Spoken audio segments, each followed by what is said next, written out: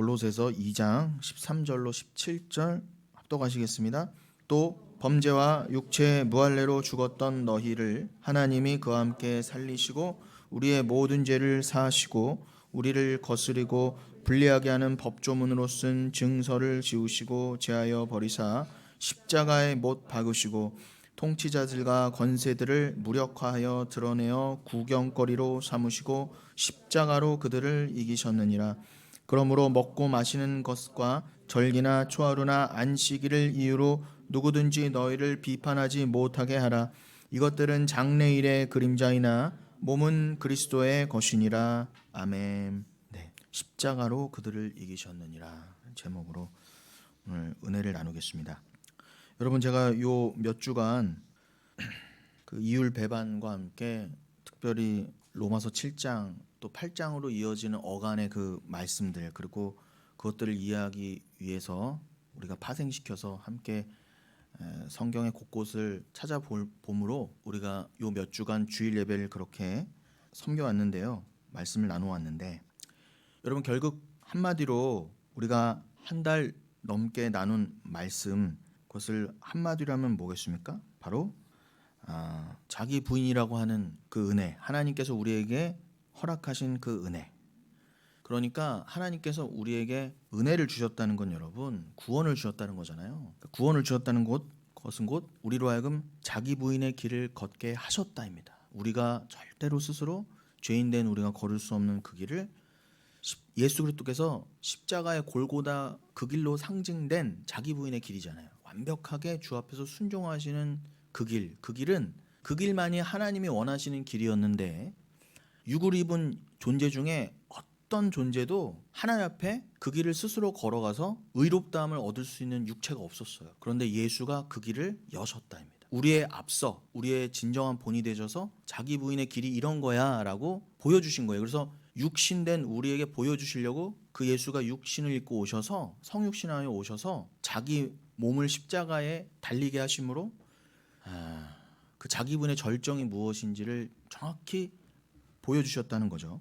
그러니 예수 그리스도는 하나님이잖아요. 그러니까 하나님 외에는 그 길을 또 가실 수 있는 분이 없는 거예요. 그러니까 예수가 곧 하나님이 맞습니다. 그러니까 하나님이 그 길만이 나에게 온전하게 순종하는 그 길만이 자기 부인의 길인데, 맞아, 그 길은 내 아들 예수 그리스도밖에는 그 길을 걸을 수가 없어. 그래서 너희는 그를 믿으라예요. 그래서 너희는 그를 믿으라. 감사한 것은 우리 스스로는 절대로 그 길을 갈 수도 없고 갈 생각도 못 했는데, 갈라디아서 3장 22절이 그러죠. 너희를 다 죄 가운데 가두었다 그럽니다. 죄 아래에 두셨다 그래요. 너희는 다 죄인이야. 왜 그렇게 우리를 가두셨다고요? 갈라디아서 3장 22절의 증언대로라면 그렇게 돼야 모든 육체가, 모든 인생이 죄 가운데 있다는 게 만천하에 드러나야, 그것이 진리의 시작이 되어야 오직 예수 그리스도로 말미암아 구원을 선물로 받아 예수 그리스도라는 은혜로만, 오직 믿음으로만 구원을 얻는구나가 하나님이 드러내고 싶으신 진리거든요. 그 진리가 진리되게 하시기 위해서 너희를 죄 가운데 가두었다 이렇게 됩니다. 죄 가운데 가두셨다는 건 뭐예요? 여러분이 절대로 자기 부인의 그 길을, 십자가의 그 길을 스스로 갈 수 없다 해요. 우린 다 거부한단 말입니다. 지금도 예수 믿는다고 하면 지금도 거부하잖아요. 내가 왜 하나님 뜻대로만 살아야 돼요? 나는 내가 가고 싶은 길이 있는데 내가 왜 예수 그리스도와 함께 죽어야 돼요? 부활이요? 천국이요? 그런 거 모르겠어요. 그냥 이 땅에서 내가 잘난 나대로 드러나서 심지어는 교회도 나 때문에 다닐래요. 교회 안에서도 나 자랑 삼고 사람들한테 칭찬받고 그럴싸한 인간으로 보이고 싶어요. 난 정말 거룩하게 보이고 싶어요. 그래서 남들이 추앙해주고 존경해주는 거, 나 그걸 양식으로 먹고 싶어요 라고까지 타락한 우리예요. 그게 진짜 타락이에요.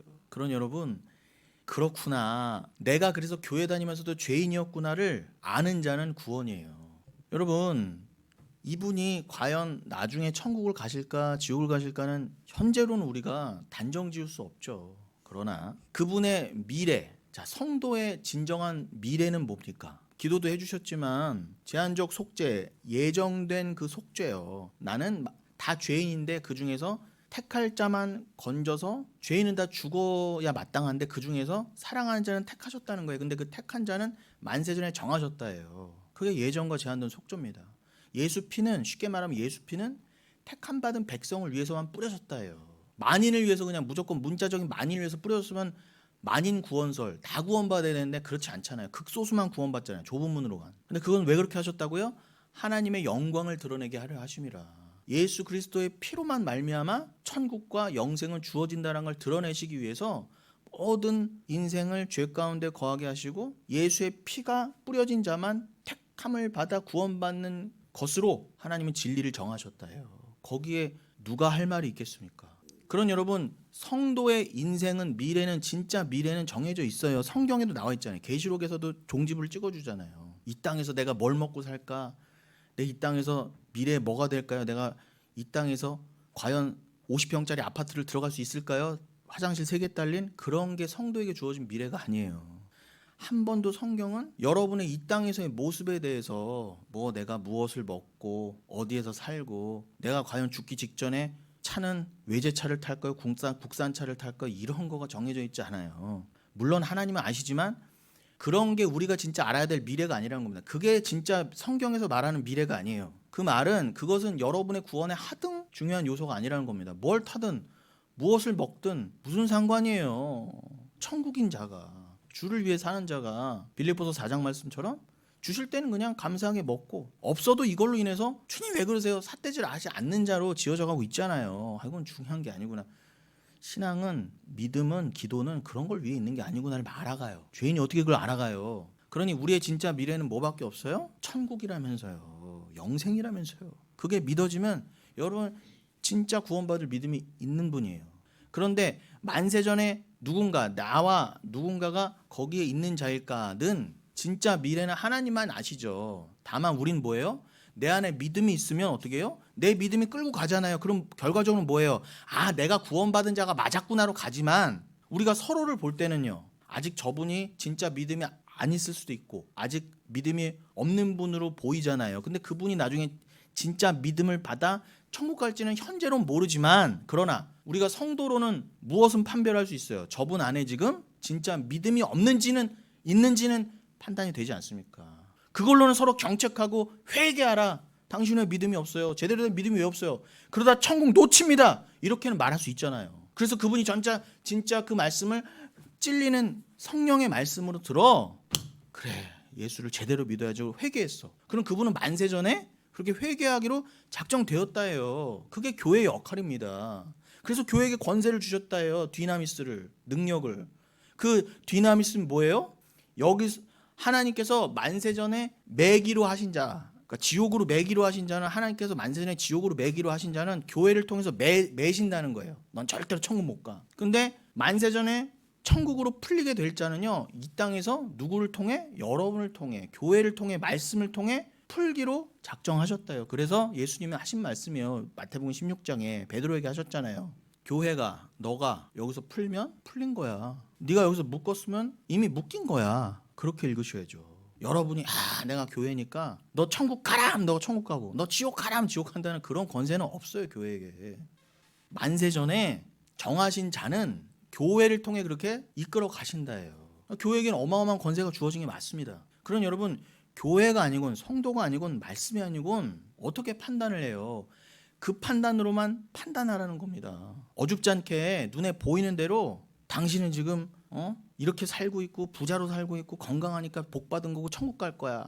헌금 많이 하고 어디 뭐 이렇게 새벽 예배 많이 했으니까 천국 갈 거야. 이렇게 함부로 판단을 하지 마시라는 거예요. 그거는 겉으로 보이는 거는 행위는요 얼마든지 꾸며낼 수 있어요. 행위를 하시되 그 행위로 여러분 의를 자랑 삼지 말라는 겁니다. 당신 왜 가난해? 당신 왜 맨날 병에 걸려서 맨날 병원에만 있어? 당신이 왜 결혼도 못했어? 왜 당신은 자녀도 없어? 그러니 당신은 저주받은 거야. 진짜 저주가 뭔지도 모르는 주제에 당신은 지옥 간 사람이야. 당신은 하나님 사랑하지 않아. 어떻게 이런 말을 함부로 할 수 있냐 말이에요. 그런 판단은 내려놓으세요. 그런 판단의 주관은 우리에게 있지 않아요. 다만 우린 성령을 받아 어떤 주관, 판단을 갖게 됐어요. 절대적인 거. 여러분 세상은 다 상대적인 거잖아요. 세상은 상대적인 것만 있잖아요. 그래서 여긴 비진리라는 거예요.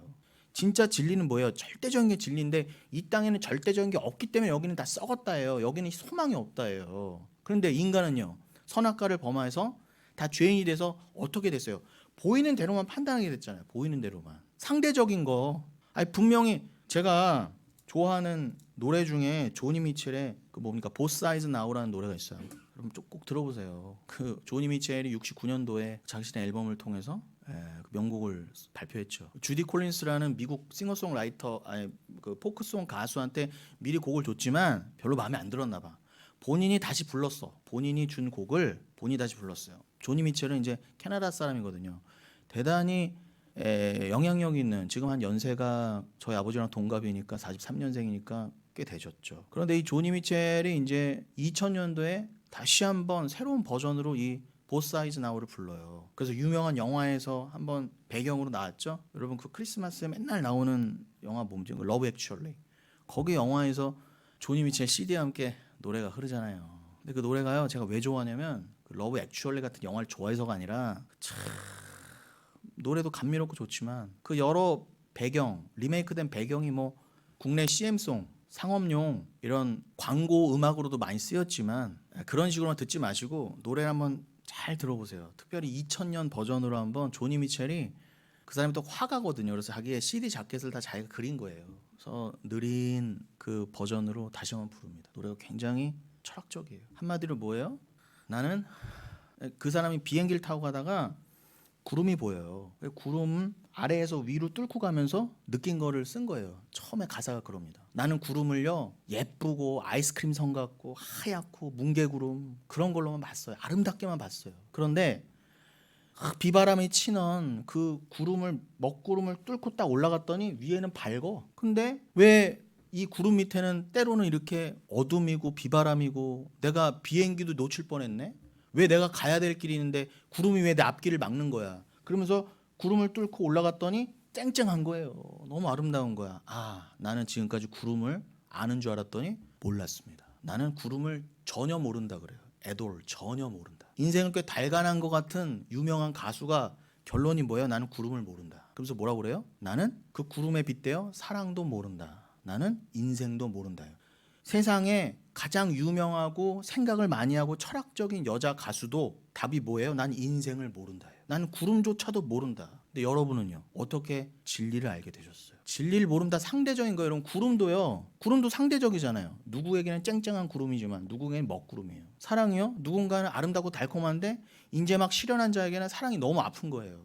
인생이요, 누군가에게는 지금 너무 아름답고 기쁘지만 난 지금 눈물이야. 사망의 골짜기예요.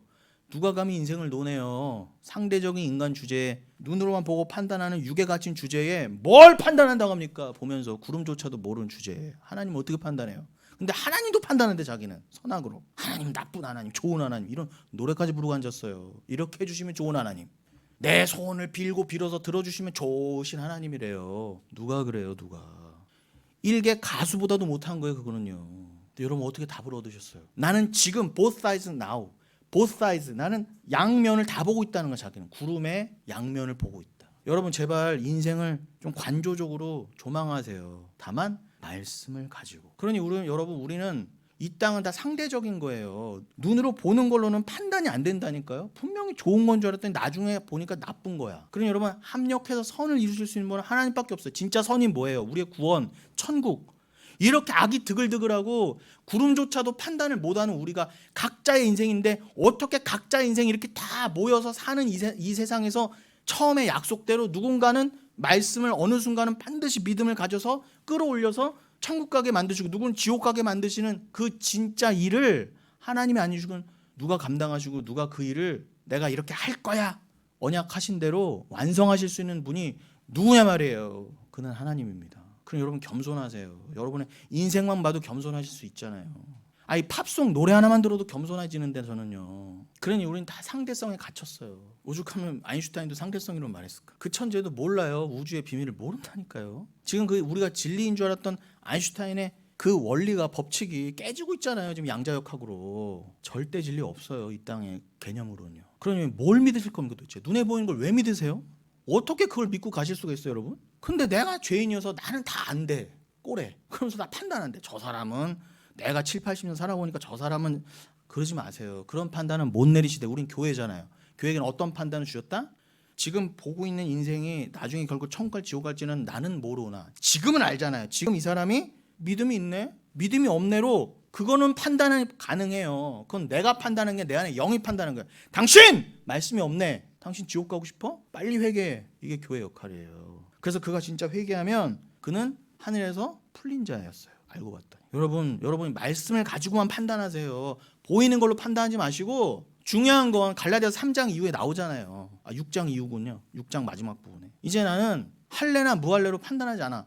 겉에 저 인간이 도둑놈인지 사기꾼인지, 저 인간이 뭐 얼마나 정치인지 착한인지, 난 그런 걸로는 중요하지 않아. 그건 나는 관심도 없어. 이제 당신 안에 말씀이 있느냐. 그러면은 지금은 사기꾼 도둑놈을 보여도 그 믿음, 한 번 들어온 믿음 어디 갑니까? 그럼 그가 맨날 넘어지고 또 중독으로 나가고 또 도둑질하고 사기꾼의 모습을 보인다 할지언정 하나님이 하실 일이에요. 그럼 하나님 영광 받으세요. 야, 저런 인간 하나님 구원하시는구나. 그런데 평생을요, 착한 일 많이 하고 어떻게, 나는 이렇게 착한 사람, 나는 이렇게 평생 교회 다닌 사람, 나는 이렇게 평생 행위 율법주의적인 사람, 나같이 착한 사람 어딨어 했던 인간이 결국 난 죄인이어서 은혜로 덮여된 걸 모르면 그 사람은 평생 교회가 아니라 절에 별 종교를 다 갖고 있었어도 그는 안 된다예요. 그걸 믿으시냐? 그게 믿어진 게 진짜 믿음이에요.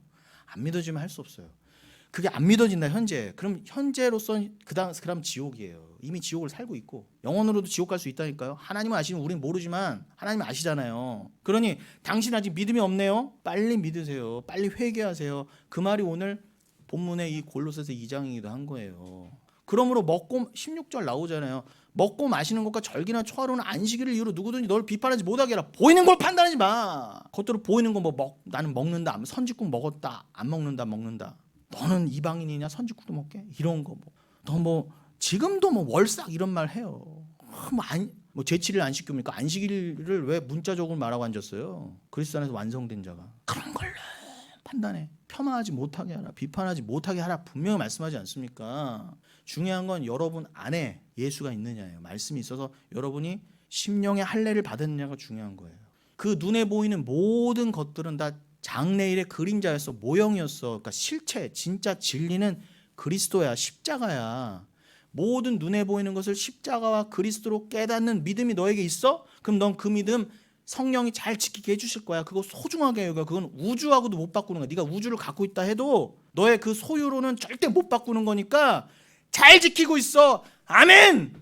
난 목을 내놔도 그 지킬 거예요. 다윗이 시편 51편에 말한 것처럼 내가 다 잃어도 성령만큼은 꼭 갖고 싶어요라는 의지가 들어간다니까요. 그게 자기 부인의 의지인데 내 의지가 아니에요. 성령이 하시는 거예요. 그럼 그는 그 믿음대로 천국 가요. 그러나 현재 봤을 때 그게 그렇게 중요한 거예요? 나 그런 거 잘 모르겠고, 난 여전히 먹고 마시는 거 절기 초하루 안식일을 따지고 있으면 그 자는 그대로 가면 지옥이에요. 그러니 빨리 회개시키세요. 회개할 자는 하나님 회개시키십니다. 그런데 안 될 자는요, 하나님이 이미 만세전에 지옥으로 묶어놓은 자는 누가 해도 안 돼요. 누가 해도 안 돼요. 아무리 말씀을 들려줘도 안 되는 겁니다. 그럼 주의 권세에 맡기십시오. 그러니 여러분, 주님이 제한적 속죄로서 그 피를 뿌리고 작정한 자들에게는 그 피를 뿌려 길을 내셨다예요. 어떤 길? 자기 부인의 그 길. 골고다의 그 길로 상징된 진짜 길이요. 그래서 예수가 내가 길이요 진리요 생명이라는 거예요. 나로 말미암지 않고는 하나님께로 갈 수가 없다. 그도 그렇게 여러분, 수요일에도 잠깐 휘장 얘기 말씀드렸지만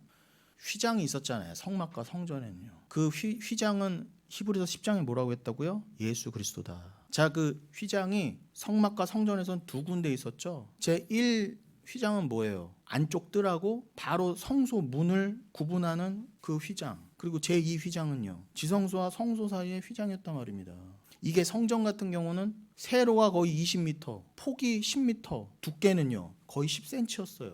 근데 여러분, 기가 막힌 게 율법에 보면은 이 휘장을 뭘로 만들려고 돼 있다고요? 세마포, 가장 고급 린넨, 그 아마포로 해라. 가장 고급스러운 세마포로 두껍게 만든 거예요. 그게 인간의 힘으로 안 찢어져요. 세마포는 뭐예요? 제가 주구장창 말씀했지만 우리가 입어야 될 옷의 상징이잖아요. 구원이랑 옷의 상징. 세마포는 뭐요? 수입니다. 수의 장례 옷이에요. 근데 그 옷이 천국에서는 가장 기쁜 옷, 구원의 상징이에요. 다 그거 입고 계실 거예요, 여러분. 문자적으로 다 맨날 흰옷 앙드레김처럼 그거 입고 맨날 빨아야 돼, 세탁기 돌려야 돼, 어디 크린토피아 맡겨야 돼, 그렇다는 게 아니라 그 상징이에요. 상징. 여러분은 피로 빤 옷. 예수 덕분에 나는 예수 안에 죽고 부활했구나라는 상징으로 세마포 옷 그것을 입고 있을 텐데, 예수가 우리가 동일한 옷을 입고 계신다면서요. 그러니 여러분, 기가 막힌 거예요. 그 계시록에서도 말씀하신 예수도 우리 성도와 똑같이 우리에게 입혀주신 그 옷을 입고 계신다. 세마포 옷을 입고 있다. 흰 옷을 입고 있다. 가 이미 구약의 율법에 출애굽기에서부터 벌써 예견돼 있던 거예요. 그도 그렇게 구약의 율법에 벌써 뭐라고요? 휘장은 세마포로 만들어라. 히브리서 10장에서 뭐라고요? 그 휘장이 예수 그리스도다. 그러면은 출애굽기, 히브리서, 계시록 다 연결되잖아요. 세마포만으로도, 휘장만으로도. 근데 마태복음 27장에 뭐라고 그랬다고요? 예수가 다 이뤘다고 탁 절명하실 때 휘장이요. 그 두꺼운 휘장이 인간의 힘은 절대 안 찢어지는 휘장이 위로부터 아래까지 쫙 찢어졌다면서요. 정확하게 중앙으로 해서. 그걸 뭐라고 하셨다고요? 내가 길이니까. 내가 휘장되었던 내가 스스로 날 찢는다. 십자가에서 나를 찢었다. 그 은혜로 너희가 하나님께로 나아갈 수 있게 된 거야. 우리는 그때 비로소 첫 번째 휘장이 찢어져서, 물론 마태복음 27장에서는 그냥 예수가 죽으시니 휘장이 위에서 아래로 찢어졌을 때 그 휘장이 두 개 다 말한 건지 어느 쪽 휘장만 말한 건지 모르지만 성소의 휘장으로만 되어 있으니까. 그러나 문맥상 이 두 장의 휘장이 다 둘 다 쫙쫙 찢어진 게 맞아요. 중요한 건 그런 문자적인 이해를 넘어서 휘장이 뭐고, 휘장이 왜 찢어졌는지, 누가 찢어내셨는지, 그리고 왜 십자가에 돌아가실 때 그 휘장이 왜 찢어졌는지 성경을 전체적으로 조망하셔야죠. 예수 그리스도로 오지. 그러면 읽히는 거예요. 그럼 여러분 믿음이 있는 거예요. 여러분 그 길, 자기 부인의 그 길을 예수가 내신 거예요. 우리는 휘장조차도, 문자적인 휘장조차도 못 찢는 자들이에요. 그 길이 열려야 자기 부인의 길인데, 구원의 길인데, 그 길부터 해서 예수가 다 내셨다예요. 스스로 휘장이 되시고 스스로 길이 되셔서 그 예수만 믿으세요. 그 예수만 사랑하시라 그 뜻입니다. 그러니 여러분, 바로 그것이 제가 지금 구구절절히 말씀드린 이 진리의 내용이 믿어져. 그럼 여러분 자기 부인의 길에 계신 거예요. 이 땅을 살면서 어느 누가 감히 예수를 스스로 믿어요. 누가 감히 예수를 스스로 사랑해요. 예수가 사랑을 준 자만 예수의 사랑을 아는 것입니다. 그러니 그 사랑을 받은 줄로 아는 자는요, 그 사랑에 늘 갈급하게 돼 있어요. 늘 갈구하게 돼 있단 말입니다. 여러분 강아지만 봐도 모르세요? 강아지가요 하루 종일 주인만 바라보잖아요. 강아지에게 우주는 주인이에요. 주인 외에는 몰라요. 다른 인간은 관심도 없고 걔한테는 주인만 바라봐요. 하루 종일 주인만 바라본다요, 여러분. 그 사랑이 너무 갈급해서 도대체 그 인간이 뭐가 그렇게 예쁘다고, 그 강아지는 뭐 며칠도 아니야, 몇 년도 아니야, 한나절만 헤어져 있다가도 너무 반가워갖고 사랑이 너무 갈급해. 제발 개를 통해서도 배우세요. 개는 되잖아요. 우리는 안 되는데 개는 되잖아요. 조건 없이 나의 주인만 사랑해. 그 주인이 어떤 주인이든 자기 부인 돼 있잖아. 개는 벌써. 우린 개만도 못한 게 맞아요. 너가 개인 줄 알아. 이거 달리 말하면요, 내가 개인 줄 아는 거요, 그건 내가 사랑을 안다는 거예요. 그 굉장히 복된 말입니다. 너가 개가 되라. 넌 개인 줄 알아야 된다. 이건 사실 굉장히 복된 말이에요. 사랑을 알았다는 거거든요. 근데 우리는 그렇게 개를 기르고 몇십 마리씩 길러도 몰라요. 자기 부인을 몰라요. 개가 좋아하겠어요? 이 인간은 나한테 맨날 한우 사주고 뭐 하는데도 박대하는 게 대부분이지만, 그런데도 자기 부인을 몰라. 가장 슬픈 겁니다. 강아지 잘 기르고도. 그 모든 걸 통해 여러분이 그래, 이건 다 상대적인 거구나. 나도 상대적인 존재로서 이 세상을 나는 몰라. 모르는 게 맞아. 근데 난 하나는 알아. 이 모든 상대적인 걸 덮고도 남는 절대 진리는 알아. 예수는 알아. 내가 어떻게 그 진리를 알게 됐지? 난 절대 알 수 없는 존재인데 난 어떻게 합력하여 선이란 걸 알게 됐지? 주님 너무너무 감사합니다. 나에게 진리를 주시다뇨. 이건 뭐 내 온 인생을 통털어서도 감사가 안 돼요. 부족해요. 여러분 잠언서 27장에 보면은 지옥은요 찰 수가 없다고 그래요. 무적행으로 설명드려요. 지옥은 너무 커서요, 아무리 악을 갖다 쏟아부어도 지옥이 만족함이 없대요. 지옥이 그 정도면요. 그래서 여러분 놋제단, 성막과 성전이 지나갈 때 뭐부터 지나간다고 놋제단 얘기 말씀드렸잖아요. 놋제단이 이렇게 사각으로 된 정사각형인데 그 안에 뻥 뚫렸단 말입니다. 그물을 받쳐놓고. 그 놋제단은 24시간 불이 피어올라야 돼요. 그건 예수를 상징한다고 그랬죠. 불꽃 같은 눈동자는 쉬지 않으세요. 우리들 축복하는 그 은혜도 쉬지 않으시고 심판의 불도 쉬지 않는단 말입니다. 근데 그 놋제단은 놋으로 만들어져 있네. 지금 우리가 수요예배 내내 물두멍, 유리바다 얘기하고 있지만 성막과 성전에서는 그 유리바다를 뭘로 설명했다고요? 물두멍. 성전 시대에서는 그것을, 성막 때는 물두멍을 불렀으면 성전 시대에서는 그걸 놋대야라고 그랬잖아요. 다 놋입니다, 여러분. 한 끗 차이예요. 놋을 절대 기준으로 보세요. 안 그러면 여러분 그 놋이 상징하는 바 저주예요. 놋재단 밑에 뻥 뚫릴 때는 지옥이 심연이란 말입니다. 근데 누구는요? 그 지옥으로 안 떨어지고 예수란 불에 살라져서 번제가 되어서 하나님께 드려진다 아닙니까? 양면성이에요. 양면성. 그 양면성은 진리로만 본질이 본체가 보이게 돼 있어요. 여러분 예수를 사랑하지 않으면 그 예수와 사랑을 묶이지 않으면 동일한 번제단이잖아요. 동일한 놋으로 되어 있는데 누구는 그 번제단에서 구원인데 누구는 동일한 번제단이 말 그대로 저주가 더 지옥으로 떨어진단 말입니다. 그럼 예수와 묶이지 않으면 여러분 로마서 7장으로도 설명드렸지만 내가 죽인 그 예수 나와 붙어있네. 하우 그걸 통해 내 죄를 바라보지 않고 그 예수와 화해하지 않으면 여러분이 죽인 예수가 여러분을 지옥으로 끌고 간단 말입니다. 그래서 놋 제단이에요. 놋은 저주를 상징합니다. 근데 천국은요. 다시는 저주가 없겠고 계시록 22장 그러잖아요. 그래서 여러분 바벨론이 그 솔로몬 성전에 어마어마하게 큰 그 놋바다, 막 황소 밑에까지 다 황소가 3마리씩 4방에 12마리가 받치고 있는 어마어마한 놋바다, 바다라고 표현된 놋바다. 뭐 커봐야 뭐 얼마나 크겠습니까만. 그래서 인간이 만든 그릇 중에 엄청 큰 거잖아요. 그 놋이 몇 근이라고 했어요 도대체. 근데 그 느부갓네살 쳐들어왔을 때 뭐부터 훔쳐갔다? 성전의 금 덩어리하고 놋바다부터 들고 바벨론으로 옮겨갔어요. 바벨탑 쪽으로 신할 평지로. 그 말은 뭐예요? 저주와 심판이란 말입니다. 여러분 그렇게 바벨론에 뺏긴 것처럼 여러분 놋의 의미와 우리가 원래 심판이었는데 그 놋이 상징하는 바 번제단에서 우리가 구원받은 걸 모르면 여러분 놋바다가 그 놋덩어리들이 다 원수의 손에 끌려갔던 것처럼 여러분 지옥으로 끌려간다니까요. 너무 명확하지 않으세요 여러분? 이런 역사만 봐도요 성경에. 그러니 잠언서 27장 그 지옥은 심연이에요. 악을 아무리 집어던져도 그 유황 불못에 사망을 집어던져 넣으시고 사탄을 집어넣으시고 거짓 목사들 다 집어넣어도 안 차. 지옥이 그 정도면 천국은요 여러분. 안수집사님 그러시대요. 누가복음 16장 말씀처럼 아브라함 품에 하나님 품에 안겨있는 나사로를 여기서 보고 있었는데 보여요 보여. 그럼 중간에 뭐가 있겠습니까? 유리바닥에 있는 게 맞아요. 너무 투명해서 잘 보이는데 못 건너가. 지옥에서 이 심판 가운데서 보고 있는 거예요. 저 천국에 위로받고 있는 자들을. 근데 이 지옥이 찰 수 없는 영원한 지옥이라면 천국은요 더 크겠죠. 최소한 뭐 단순히 사이즈가 크다는 말이 아니라 지옥이 그 정도의 느낌이라면 개념이라면 천국은 오죽하겠습니까? 은혜가 덮잖아요 죄를. 그럼 지옥을 덮는 게 천국의 개념 아니겠습니까? 그럼 지옥이 무한대라면 천국도 무한대예요. 무한대 이상이에요. 믿으십시오. 어머 그렇게 넓은데 어떻게 다녀? 이런 걱정을 하지 마시고 문자적인 얘기를 하고 있는 게 아니니까. 근데 여러분이 어떻게 유리바다에 갇혀서 그 궁창 같은 거에 갇혀서 궁창은 아니지만 궁창 같은 거 이렇게 진짜 수정같이 맑은 궁창으로도 묘사가 된 바가 있으니까 유리바다가. 근데 이게 아브라함을 구렁텅이라도 표현했습니다. 못 건너가요 절대로. 지옥에서 천국 못 간다니까 여러분. 안 돼요. 절대 안 돼요. 그거를 상징하기 말씀하시기 위해서 예수가 가신 자기 부인의 길, 그 길은 너희가 절대로 스스로 못 간다. 그 길 못 낸다. 요걸 설명드리려고 제가 지금까지 말씀드렸어요. 요게 믿어진 게 믿음입니다. 그럼 요게 믿어지는 것 자체가 뭐예요? 자기 부인이에요. 내가 뭐 좀 겸손해야지, 내가 좀 나를 드러내지 말아야지, 말 좀 덜 해야지, 욕 좀 덜 해야지. 이게 자기 부인이 아니라 나로서는 안 되는구나. 그냥 주를 사랑해야 되는구나. 믿어야 되는구나. 그걸 안 자는요. 삶은 당연히 변해요. 어떻게 변해요?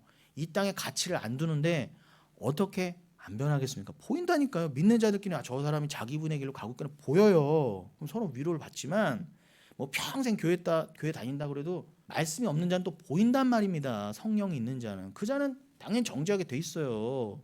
예수 믿으세요. 좀 정신 한 차려 뭐 하고 있습니까? 그렇게 해야 그를 진짜 사랑하는 거예요. 그럼 교회에게 주어진 일이에요. 그걸 등한시하면 안 돼요. 교회가 해야 될 유일한 일입니다. 그게 자기 부인의 길이에요. 여러분이 그러니 그 자기 부인의 길에 있다는 건 주와 함께 있다는 것은 다른 말로 뭐예요? 동일한 표현으로 죄로부터 벗어나고 있다는 의미입니다. 이미 벗어나 있지만 나는 만세전에 난 천국에서 이미 벗어나 있지만 이 땅에서는 벗어나고 있는 자로 보이는 것입니다.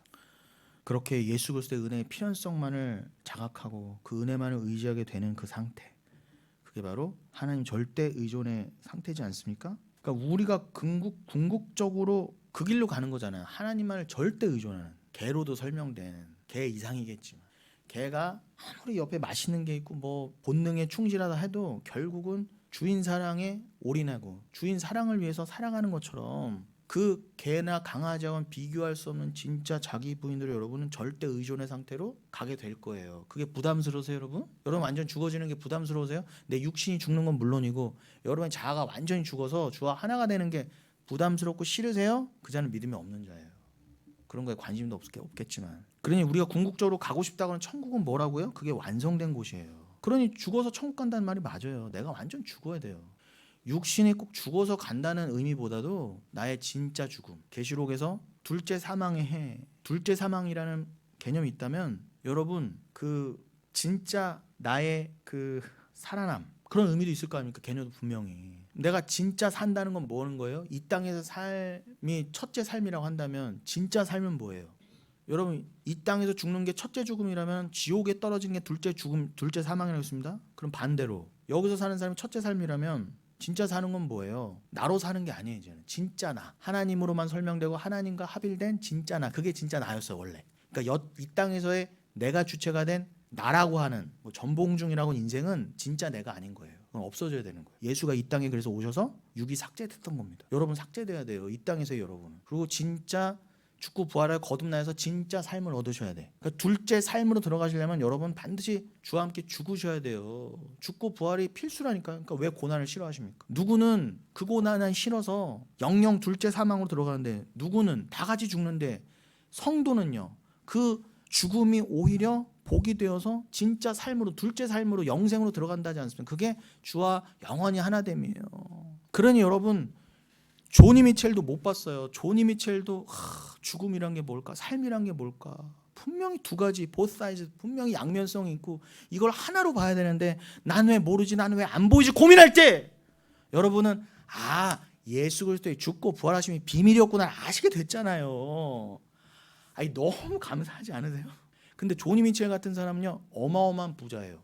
노래 한 곡 부르고 평생을 부자로 살았어. 전 세계가 아는 사람이에요. 지금도 한 해에 몇십만 몇백만 회 숫자로 그 사람의 노래가 불러주고 그 사람에 관련 유튜브가 몇백만의 조회수가 나와요. 근데요 영혼교회는요 끽해봐 100회예요. 우린 구독자도 자꾸 줄어. 140 찍었다 또 139 됐네. 이게 맞아요. 제가 왜 이래가 아니라 내가 짜증난다는 제가 얘기가 아니라 이게 맞다는 거예요 여러분. 세상이 다 추앙해주고 맞아요 하는 건 여러분 거긴 진리가 없어요. 있을 수가 없어요. 다 고민하다 끝내. 여러분 어떻게 성령 안에서 함께 답을 얻게 됐냐 말입니다. 그게 우리 영혼교회 진짜 교회 공동체인 거예요. 그러니 여러분 요게 바로 우리가 거의 한 달간 조니 미첼은 보스 사이즈라고 말한 그 이율 배반에 관한 어떤 종합적인 맥락의 말씀이었다고 설명드릴 수가 있고요. 그래서 인간 측에서는 스스로 할 수 있는 건 아무것도 없구나가 맞아요. 그 길을 가기는커녕 우리는 휘장조차도 못 짓는 자였어요. 그 눈에 보이는 휘장도 못 짓는 존재였다니까요. 그래서 하나님께서 그 진짜 휘장을 눈으로 보이는 휘장을 찢어내신 물론이요 영적인 의미로 하나님과 우리 사이에 막힌 담을 헐어내시기 위해 예수라고 하는 휘장을 하나님이 그 예수가 십자가에 달리게 하심으로 찢어내셨다. 그리고 그 예수가 내신 그 길을 따라 성령이 오심으로 그 성령으로 여러분 이걸 믿게 됐어. 이 진리를 알게 됐어. 그래서 성령은 오실 수밖에 없었다가 로마서 7장에서 8장 넘어가는 맥락이라고 말씀드렸죠. 그래서 로마서 8장 1, 2절 다시 한번 이건 매번 강조해도 지나침이 없습니다. 그러므로 이제 그리스도 예수 안에 있는 자에게는 결코 정죄함이 없나니 이는 그리스도 예수 안에 있는 생명의 성령의 법이 죄와 사망의 법에서 너를 해방하였습니다. 그러면서 오늘 본문으로 넘어가는 거예요. 오늘 본문 다시 한번요. 골로새서 2장 13절로 17절. 또 범죄와 육체의 무할례로 죽었던 너희를 하나님이 그와 함께 살리시고 우리의 모든 죄를 사하시고. 여러분 이제 이 말씀들이 더 다가오시죠? 오늘 설교를 들으시면서 골로새서 2장의 말씀이 더 각인되지 않으세요? 그냥 읽을 말씀들이 아니에요. 여러분 우리는 범죄와 육체의 무할례로 죽었던 자예요. 우리는 이방인과 동시에 범죄자요 죄인인 건 당연하고요. 문자적인 유대인도 안 돼서 낳은 지 8일 되던 애 할례도 안 받던 자였어요. 그러니까 여러분 그냥 예수 없이요 율법 안 지키면은 예수 안 지켜도 무조건 당연히 죄지만 그 이전에 뭐라고요?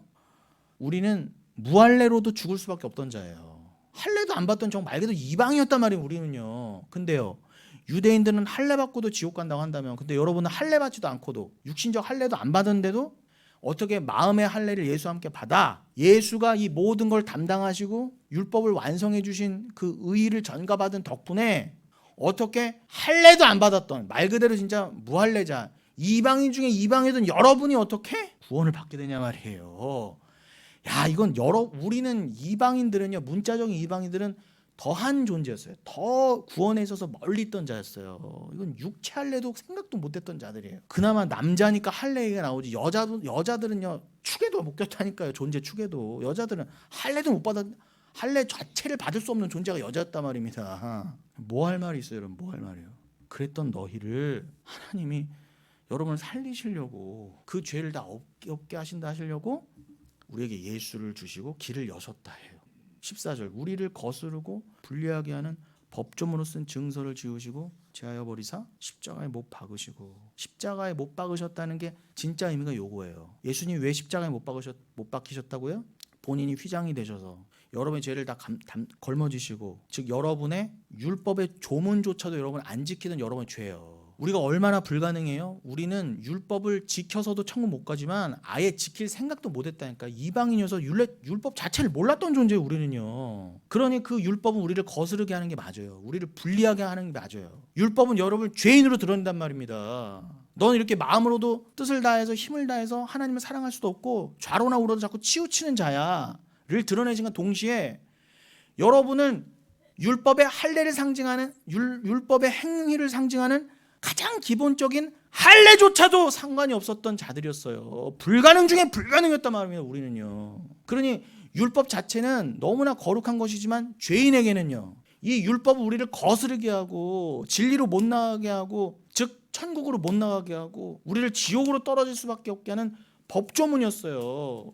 여러분 죄인들 감옥 어떻게 보내요? 법조문으로 보내잖아요. 그런 것처럼 여러분 그 추상 같은 세상 법하고는 비교할 수 없는 하나님의 법으로 여러분 다 지옥으로 판결받을 수밖에 없어요. 근데 그거를 예수가 지우셨다 그래요. 법조문, 도그마, 율법의 증서를 말해요. 법조문을 쓴 증서는 말 그대로 그 도그마는 모세의 율법을 말합니다. 그거를 지우셨다. 이게 진짜 의미가 뭐예요? 그냥 그걸 단순히 없애졌다. 야 무효.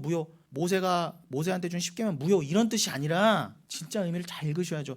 율법은 늘 살아 있어요. 어떻게 한 번 말씀하신 게 사라져요? 모세 율법은 늘 있다니까 영원토록. 그러나 여기서 지우시고 제하셨다의 진짜 의미는 뭐라고요? 그것이 여러분을 죄인으로 드러내는 그 저주에서 여러분을 벗어나게 하셨다 해요. 그래서 제가 휘장 얘기 드린 거예요. 휘장을 생각하시면 돼요.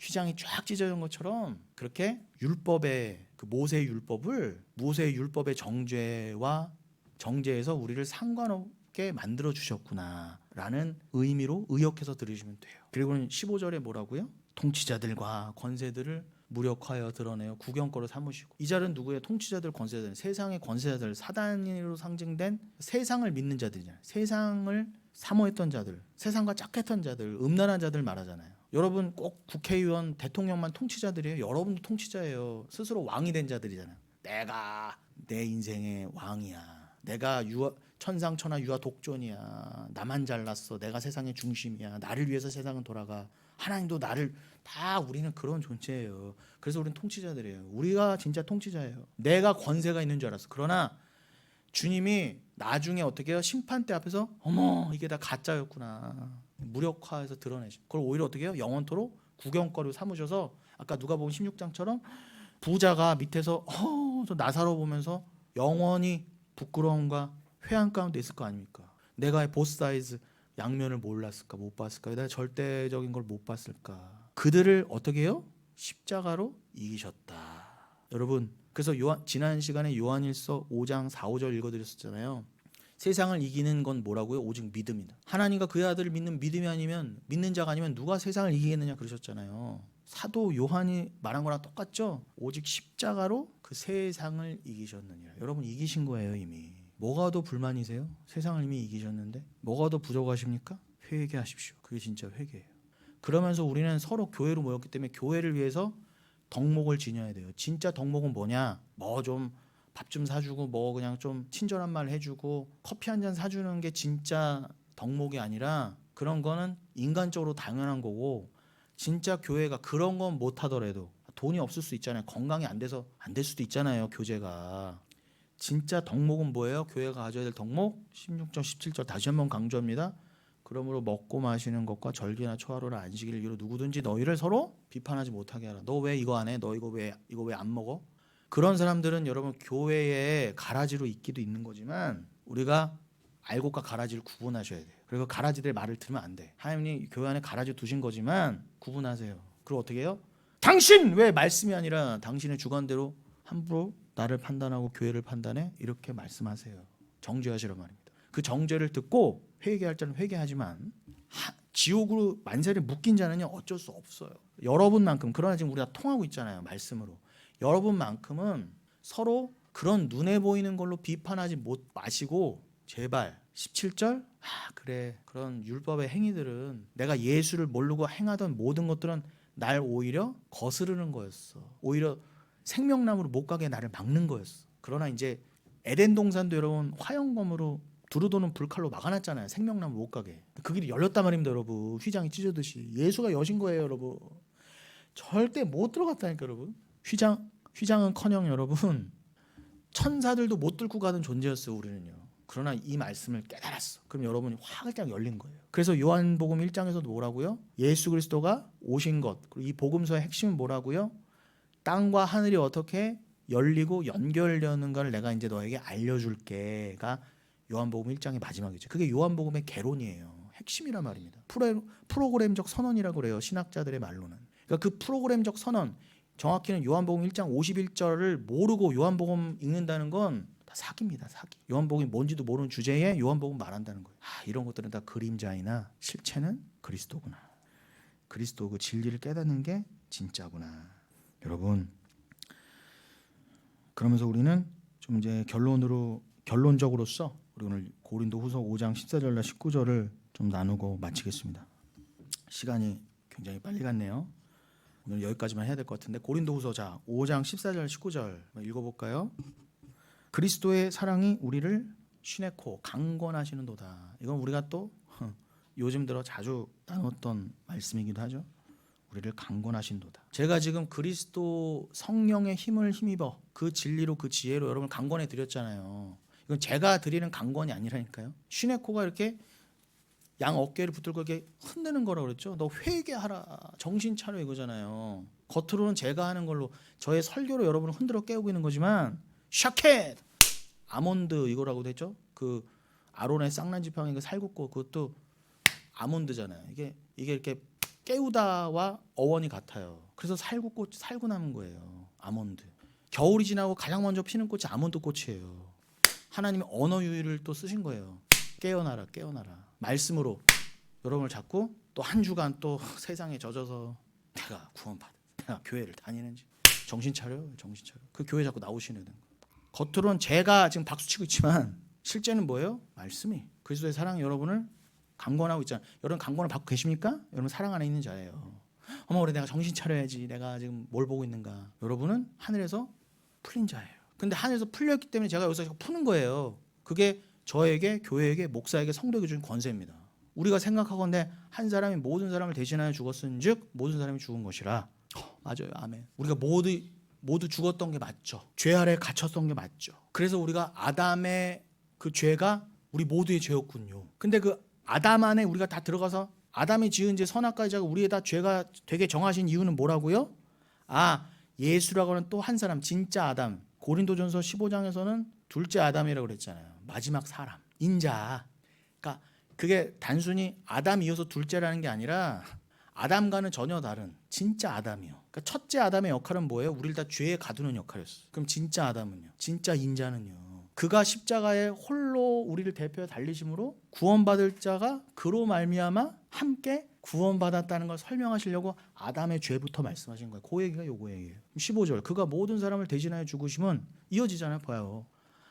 아담 얘기하고 나서 그 다음에 그 진짜 아담이신 예수 얘기하잖아요. 그가 모든 사람을 대신하여 죽으심은 살아있는 자들로 하여금 다시는 그들 자신을 위하여 살지 않고 오직 그들을 대신하여 죽었다가 다시 살아나신 이를 위하여 살게 하려니라. 정신 차리고 나면 이 말씀이 들어와야 돼요. 맞아. 나를 위해 사는 게 아니지. 인생은 내가 진짜 영생, 진짜 둘째 삶으로, 진짜 삶으로 나아가려면 이 땅에서 이 삶을 살아야지. 날 위해 사는 게 아니야. 날 위해 죽고 부활하신 그 예수를 위해 사는 거야. 그게 자기 부인의 길이지. 16절. 그러므로 우리가 이제부터는 어떤 사람도 육신을 따라 알지 아니하노라. 비록 우리가 그리스도도 육신을 따라 알았으나 이제부터는 그같이 알지 아니하노라. 여러분, 그래서 우리는 서로 어떻게 해요? 예수님이 그러신 것처럼 예수님도 혈통 육정 사람의 뜻으로 아는 거 아니라 그랬어요. 서로를. 그거는 하나님 나라 백성은 눈에 보이는 것, 혈통 육정 사람의 뜻 같은 걸로 너희 자녀가 되는 권세는 그렇게 주어지는 게 아니야. 분명히 말씀하셨어요. 그리고 사도 바울도 뭐라고 그랬다고요? 이제는 육신을 따라 알지 않는다. 여러분, 우리가 예수도 이제는 육신으로 알지 않잖아요. 여러분, 예수님 얼굴 본 적도 없지만 예수를 육신으로 알지 않고 영으로 알잖아요. 성령으로요. 예수를 육신으로 알 수도 없을 뿐더러 그건 중요한 게 아니에요. 예수를 영으로 알았다는 건 뭐예요? 예수를 사랑으로 품어 하나가 됐다는 거잖아요. 그렇게 된 존재가 어떻게 너희가 서로 교회가 모여서 어떻게 서로 육신을 따라 자꾸 알려고 그래. 겉으로 판단하는 대로 그건 교회 아니야. 그런 말씀인 거예요. 교회가 가야 될 길이 정확히 제시가 되고 있죠. 여러분, 말씀드린 대로 예수를 육신으로 안다는 것, 그거는 예수를 믿음이 아닌 행위로 안다는 거예요. 예수를 육신으로 안다는 것은요, 즉 구약으로 안다는 것입니다. 예수를 행위로 안다는 게 뭐예요? 아까처럼 골로새서 2장의 표현대로면 먹고 마시는 거, 절기, 뭐 안식일 이런 걸로 그런 거에 gat혀서 그것의 실체이신 예수를 못 모르고 그냥 구약에만 갇혀 있는 거야. 행위에만. 내가 이걸 행하면은 주님이 복을 주시겠지. 내가 오늘 몇 시간 기도해야지. 구해야지. 그런 거. 제가 왜 이렇게 쉽게 말씀드려요? 유치한 거 가지고 우리가 다 여기 빠져 있었거든요. 지금도 정신 차려 우리가 그렇게 살아왔잖아. 안 해드리면 여러분 몰라요. 우리 알 수 없고 자꾸 잊혀진다니까. 그 유치한 거 하나 때문에 다 지옥 간다면 여러분 얼마나 억울합니까? 어머, 우리가 그렇게 유치했어요. 우리 진짜 그렇게 유치했어요. 앞에서 거짓 목사들이 시키는 대로. 근데 지금 알고 보면 말도 안 되는 건데 거기 다 묶여있었단, 착념되어 있었단 말입니다. 그러니 이렇게 무섭다는 거예요, 여러분. 이단이. 제가 여러분 지난주에 이비인후과를 다녀왔어요. 제가 이렇게 책을 보다가 제가 원래 귀를 안 휘비는데 저는 이 면봉으로 자꾸 귀 후비면 안 된다고, 제가 워낙 성격이 이상해서 늘 이거를 막 이렇게 해내야 돼요. 깔끔하게. 그래야 속이 시원해. 귀를 안 긁는데 그날따라 무심결에 긁다가 보니까 피가 났네. 그래서 상처가 났어요. 그래서 그냥, 근데 그 이후로는 아프지도 않고 그냥 딱지가 지다가 뭐 그랬겠지는데 자꾸 잡음이 나. 뭐 자그락자그락 그 물 찼을 때처럼 소리가 나고, 이게 2주가 지나도 이 현상이 안 없어지는 거예요. 이게 뭐지? 이런 걱정이 되잖아요. 설마 계속 안에서 뭐가 상처가 곪고 있나? 아프진 않아도 뭐가 이상이 있나? 이비인후과 가봤어. 선생님, 에이, 머리카락 하나 박혔네, 그런 거예요. 에? 머리카락이요? 면봉을 이렇게 했는데 그게 깊게 박혔대요. 그러니까 제가 그때 손으로 이렇게 하면서 그 머리카락이 이발하면서 잘린 머리카락이 들어간 걸 제가 손으로 밀어넣었던 모양이에요. 그게 고막 바로 앞에까지가 고막에 박혀있던 거예요. 그러니까 자꾸 이상한 소리가 나고 딱국질로 이상한 소리 나고 수시로 이상한 소리가 났던 거예요. 근데 여러분, 그 뭐라고요? 실체가 뭐라고요? 알고 봤더니 이거 한 1cm도 안 되는 머리카락 하나 그냥 고막에 박혀있던 거예요. 근데 빼내고만 하면 아무것도 아닌데 그거 하나 박혀서 어떻게 해요? 들리는 게 다 이상한 거야. 들리는 게 심각하게 오해가 되고, 이게 뭘까? 고막을 통해 들어오니까 그 작은 거 하나 장애물 때문에 다 왜곡돼서 들어오다는 거예요. 여러분, 아무것도 아닌 것 같죠? 그리고 머리카락 하나가 귀를 망치는 거예요. 정신 차리십시오. 여러분이 아유 그런 거 뭐 말씀 그렇지만 쥐잡듯 하지 말고 그 조그만 거 보고 그냥 뭐 해왔던 대로 하면 되지, 뭐 대수 아니라니까. 여러분, 내 안에 믿음이 들어오면요, 여러분, 이거 빼내고 싶고요, 정확하게 가요. 어중뛰게 타협하지 않는다니까, 여러분. 근데 우리 교회가 봤을 땐 당신이 타협해. 당신 가짜네 아직. 정신 차려. 지옥 가 그러다. 결국엔 하나님이 하실 일들이지만 내 눈엔 지금 보여. 당신이 아직 진리가 있는지 없는지. 있는 자하고 너무 화평해. 없는 자는요, 아우 보기도 싫어요, 아주 그냥. 그러니 여러분, 그렇게 우리는 지어져 가는 것입니다. 17절 18절 마주 읽고 끝낼게요. 그런즉 누구든지 그리스도 안에 있으면 새로운 피조물이라. 이전 것은 지나갔으니 보라 새 것이 되었도다. 뭐 귀에 뭐 이물질이 빠지고 이런 정도가 아니라 완벽한, 뭐 이제는 듣는 것으로 오해할 것도 없고 보이는 것으로 시험 받을 것도 없는 완벽한 새로운 피조물, 예수로만 서로 하나 된 존재, 진짜 교회, 성도, 천국에 들어갈 수 있는, 들어가기 합당한 진짜 새로운 피조물. 모든 것이 하나님께로부터 났으며 그가 그리스도로 말미암아 우리를 자기와 화목하게 하시고 또 우리에게 화목하게 하는 직분을 주셨으니, 제가 화목 말씀드렸죠. 여기도 화목이 나오잖아요. 그래서 진짜 화목, 우리는 화목하게 하는 직분을 주셨어요. 근데 진짜 화목하려면요, 이물질이 빠져야 되는 것처럼 교회 안을 어지럽히는 가라지들은 불화하게 돼 있어요. 그러니까 여러분, 우리가 말씀을 갖고 있으면 서로 화목하게 되기를 애쓰죠. 그래서 말씀으로 서로 화목하게 되기를 원해서 서로를 자꾸 권면하고 애쓰고 서로 어떻게든 말씀을 사랑해 보려고 그러고 서로 더 하나가 되려고 노력해 봅니다. 그런데 그 사랑을 아는 자들은 함께 그렇게 지어져 가요. 지금 좀 연약한 모습이 보이더라도. 그러나 아닌 자는요, 종국에는요 분명히 불화하게 돼 있어요. 19절, 곧 하나님께서 그리스도 안에 계시사 세상을 자기와 화목하게 하시며 그들의 죄를 그들에게 돌리지 아니하시고 화목하게 하는 말씀을 우리에게 부탁하셨느니라. 누구에게 부탁하셨다? 우리에게. 진리의 말씀을 우리에게 부탁하셨어요. 자, 우리는 이제 진정한 절대적 판단자가 됐어요. 누구 덕분에? 주님이 우리에게 말씀을 주시고 우리에게 동일한 권세를 주신 덕분에. 그러니까 우리는 이제 뭘로 판단한다? 눈에 보이는 것으로 판단하는 게 아니라 그건 교만한 거예요. 그건 우리의 몫이 아니에요. 이제는 우리가 예수를 육으로 알지 아니한 것처럼 우리는 서로 육으로 알면 안 돼요. 우리 서로 배경이나 지식으로 알면 안 돼요. 말씀으로 서로를 알아가면 당신도 구원받은 자였군요. 당신도 하나님을 있는 자군, 하나님 믿는 자군요. 당신 안에도 말씀이 있군요. 이렇게 서로 알아가면 화목하게 돼 있어요. 그렇게 이 교회에서도 천국을 경험하시고 배워가시는 저와 여러분 되시기를 예수님의 이름으로 축원드리겠습니다.